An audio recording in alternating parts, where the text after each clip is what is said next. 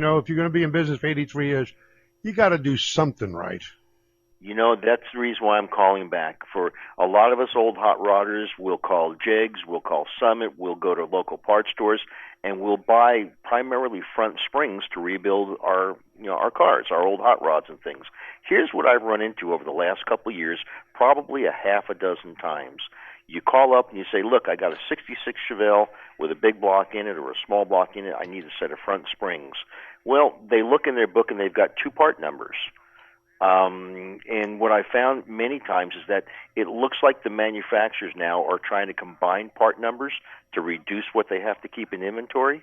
And Sure. I would say out of these cars, most of the time the spring rates are not correct. The springs are either, the wire size is either larger than it's supposed to be, the extended length is longer than it's supposed to be because they're trying to do multiple combinations.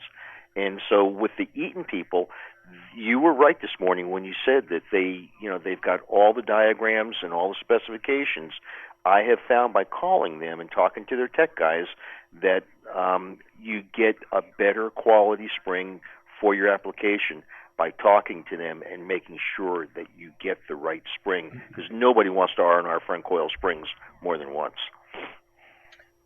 Exactly. And, even if the spring that you buy in the parts store is, let's say, the proper spring for the vehicle, what makes a good spring is starting with the right steel. And we're talking leaf springs, for example. He uses 5130. There are cheaper steels you can use. And the problem with those cheaper steels, they'll work fine when you bolt them on. They'll look good, they'll fit, they'll bolt on if everything's right. But when they go through, when you're riding on the road, that spring is moving all the time. It's going through a lot of cycles. He tests his springs to 1,000,000 cycles. Some of those aftermarket springs won't make 50,000. They definitely won't go 1,000,000 because the spring steel doesn't have the memory. And then there's all this science of tapering the leaves. And, there's always been an ongoing question about leaf springs, for example, when they rust. Do you oil them? And, I was told a long time ago, never oil a leaf spring. You'll make it stop rusting, it'll be quiet, and it'll snap.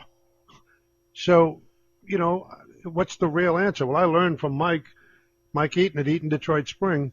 If you remember some of the early days, the springs actually had covers over them, and some of them even had grease fittings on them where you could grease the leaf spring.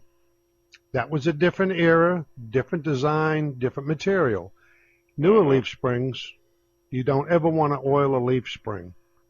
So, and Mike explains that. He's got some great videos on his site. So I learned a lot from him. And, it's not a big feat. I'm not the brightest guy in the world, but Mike knows springs inside out and backwards. But he can also, when you call up and say, okay, here's my El Camino, this is what I got. I need a set of front coils or I need a set of rear leaves. He'll question you. Any modifications?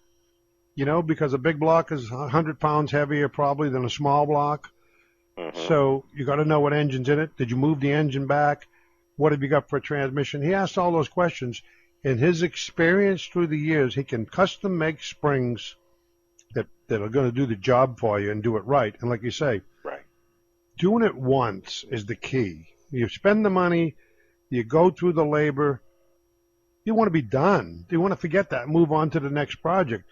I just happened to mention, I saw Mike up at the Louisville Street Rod Nationals, and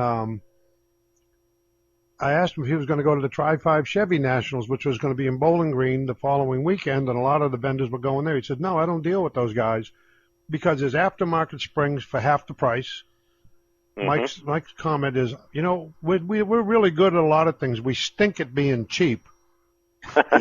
he's not the cheapest spring on the market, but it's a good value because you got a high quality spring that's going to do the job and it's going to last.